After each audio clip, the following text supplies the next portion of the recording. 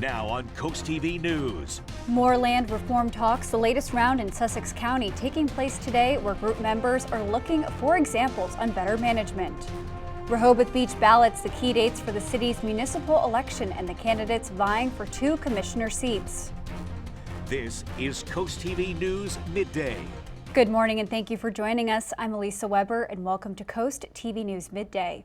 We are taking a live look outside at Dover this morning and it is a very gloomy morning. I actually just walked outside, Bob, and it is very muggy outside, but slightly less cooler than the past 2 days, I think, which it's a plus. It is a plus, Elisa, and you know, seeing clouds in July is not necessarily a bad thing. In fact, we like to see that. It is a little cooler, lots of clouds out there, even some showers far northern Sussex County, Milford, back into Delaware Bay. But farther south is where we've got some feisty thunderstorms moving into southern parts of Delmarva with very heavy rain. This is moving east and northeast to affect Chincoteague and maybe Westover, and perhaps clipping Salisbury with time. You can see some of the heavier rain now just south of Crisfield, and do watch out for local flash flooding. That's a possibility as we're watching a boundary to the north and we're close enough to that boundary that we're still kicking off some of these showers and storms. That trend continues this afternoon. We do have a flood watch for parts of the eastern shore and Maryland, including Salisbury, until 2 a.m. Friday for that potential of flash flooding with some of these storms into the afternoon. So watch for local flooding if you're out and about.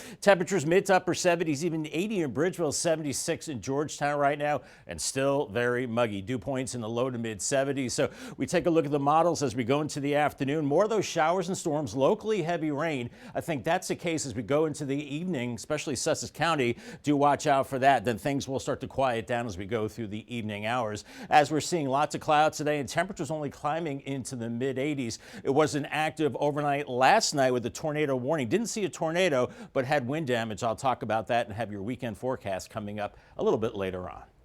Thank you, Bob. New this morning, Julianne Murray, chair of the Delaware Republican Party, has been nominated to serve as the next U.S. Attorney for the District of Delaware. This was confirmed to CoastTV by Executive Director of the Delaware Republican Party, Nick Miles. Murray would succeed David Weiss, who was appointed to the post in 2018 under President Trump and resigned from that position in January. Today is the final day to register to vote in the August Rehoboth Beach municipal election. It is the next of several key dates this year. Absentee ballot requests must be filed by noon on August 8th, with Election Day taking place August 9th at the Convention Center. Eligible voters are people who live year-round in Rehoboth Beach, property owners, and leaseholders. And there are 3 candidates vying for 2 city commissioner seats. None of the 3 are incumbents. According to his LinkedIn profile, Christopher Galanti is a program manager for a technology company based in McLean, Virginia. Jeffrey Good is a retired federal employee and is the husband of current Commissioner Suzanne Good. And Susan Stewart is a financial advisor with a wealth management firm and a lawyer. She is also on the city's planning commission.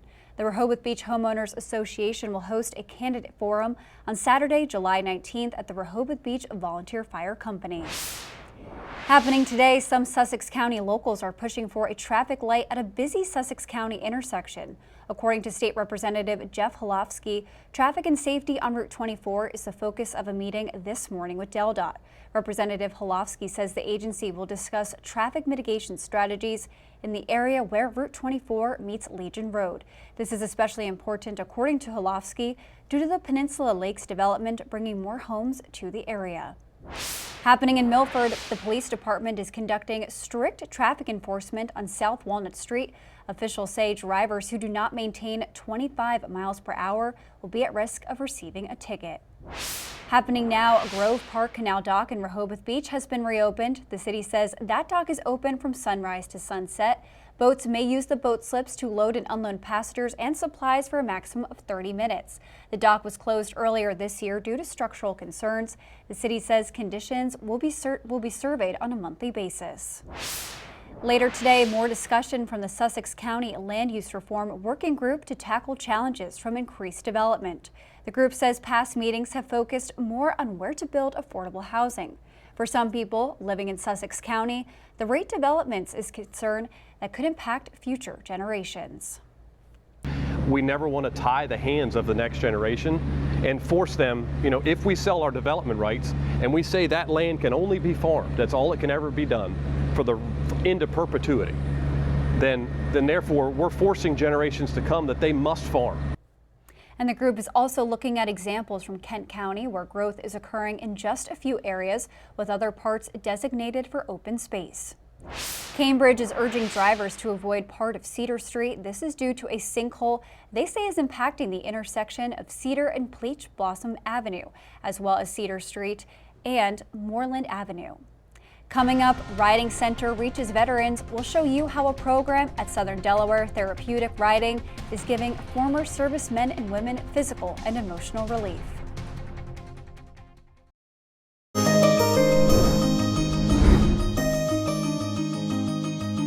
Imagine walking around with pain, anxiety, not sure who you can trust. Sounds pretty terrible, right?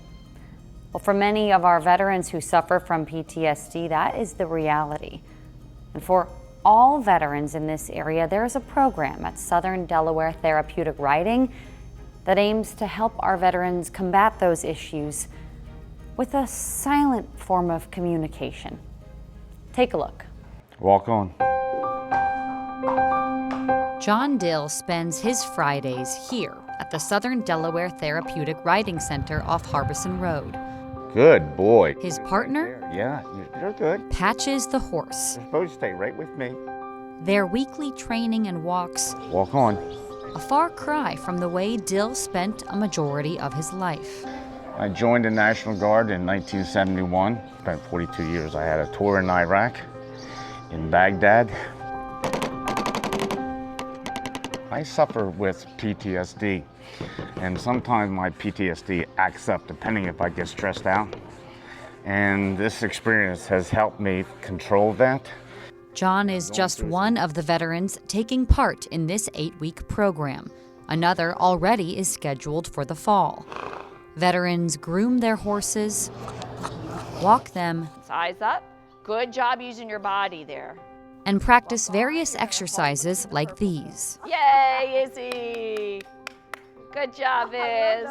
It develops a bond and a friendship between the veteran and the horse that builds confidence, self-esteem. We've seen amazing connection happen from the start of the session where we've had veterans reach out when they've had a bad day to come see their horse.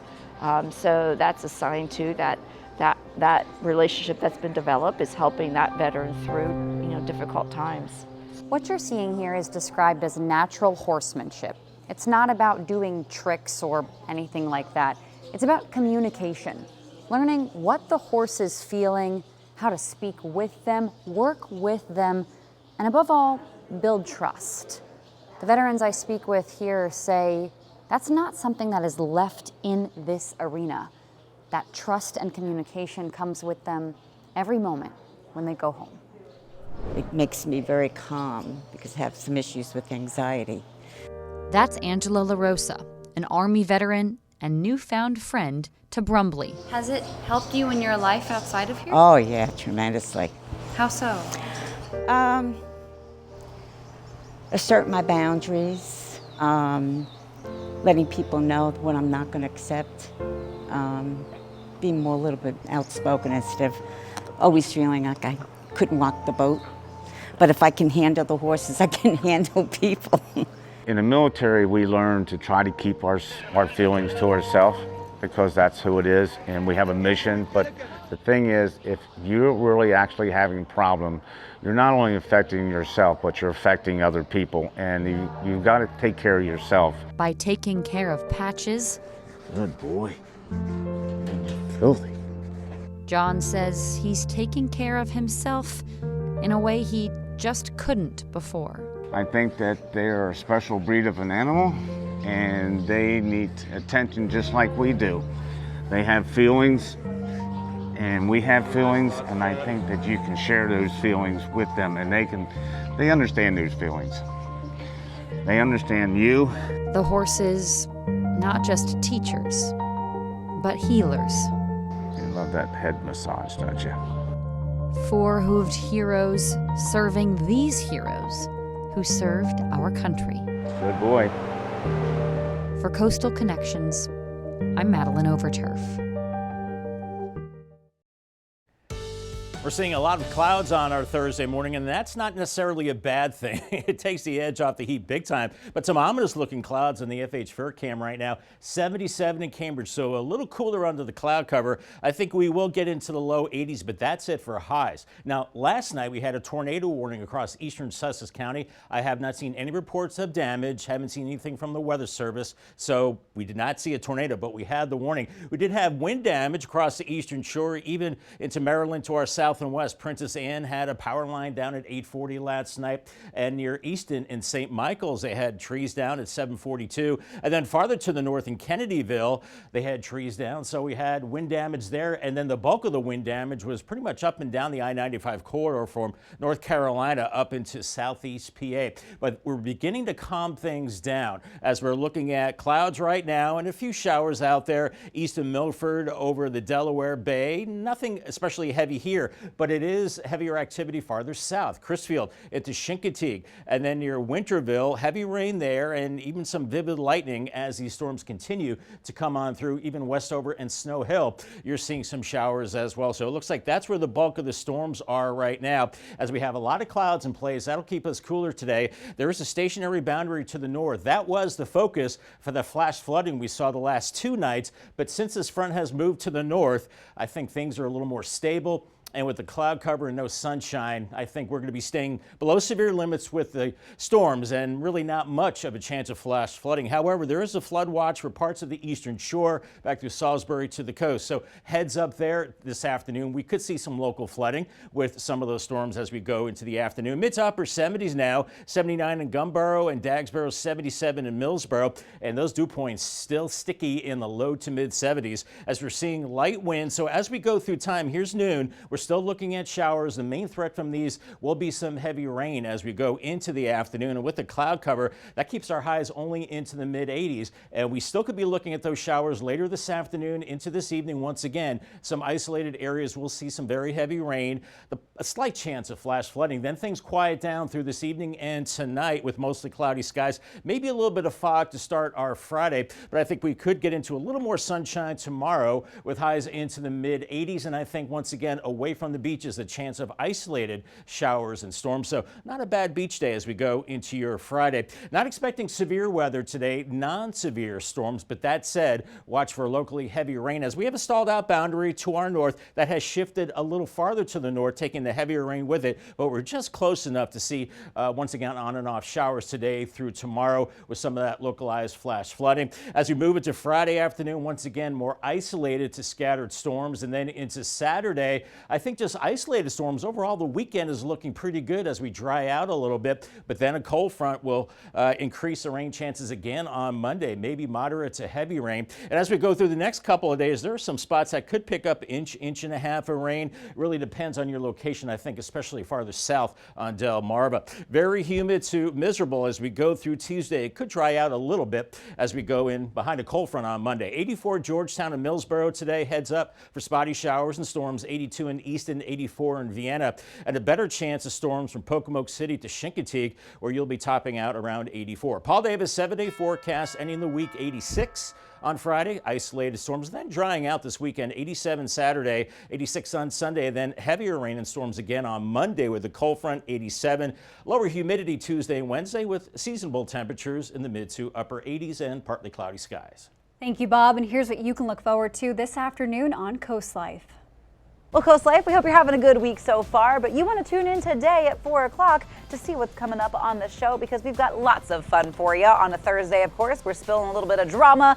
Is this person wrong for wanting to spend the vacation at home as opposed to with the family trip? Ooh, we'll dive into all of that. Plus, we're also celebrating some music and theater, whether it's more orchestra-related entertainment that you're interested in or you want to see West Side Story. We've got all of that info and more, all that fun coming your way today at 4 on Coast Life. We'll see you then. New this morning, a milestone moment for the next generation of doctors at BB Healthcare. The healthcare company says today it will host its 3rd annual White Coat ceremony. 4 new resident physicians will join the family medicine residency program at BB. The organization says over the next 3 years, they'll gain hands-on training in areas like emergency care, pediatrics, cardiology, and orthopedics. Coming up, Salisbury Airport accepts new grants, the plans to improve the major transportation hub on the Eastern Shore. One of Salisbury's bigger development projects is getting a lift. Maryland Governor Wes Moore announced grant awards for Business Ready Sites program. The Salisbury Regional Airport is among the 6 projects across the state to receive money. $450,000 is earmarked to prepare land for new hangars. Salisbury Airport also received a site characterization grant for a business park next to the airfield. With the extensive cloud cover, a little cooler out there, 78 in Laurel, creeping up a few more degrees and a few showers and storms as we go into the afternoon. However, the threat for flash flooding is much lower as we go through the next couple of days and drying out as we go into this upcoming weekend. Call the Coast TV First Alert weather phone, sponsored by Brockstead and Dallas Federico. I'll have your 10-day forecast coming up next. Expect lots of clouds this afternoon and temperatures a little cooler into the 70s and maybe mid 80s, around 82. And then I think we could see some showers and storms into the afternoon, maybe some of those containing locally heavy rain, especially across Maryland. Paul Davis 10-day forecast. We do dry it out tonight. Otherwise, we're looking at a few storms possible Friday, 86. The weekend better, mid to upper 80s. I think Sunday is a better of the 2 days. More heavy storms possible Monday, 87, then mid to upper 80s the rest of the week. I think a little drier Tuesday through Thursday, and maybe more storms by Friday into next weekend. Thank you, Bob, and thank you for joining us here for Coast TV News Midday. And for more news and local weather, download our Coast TV News app. And don't forget to join us for Coast TV News at 5 later this afternoon. Have a great day.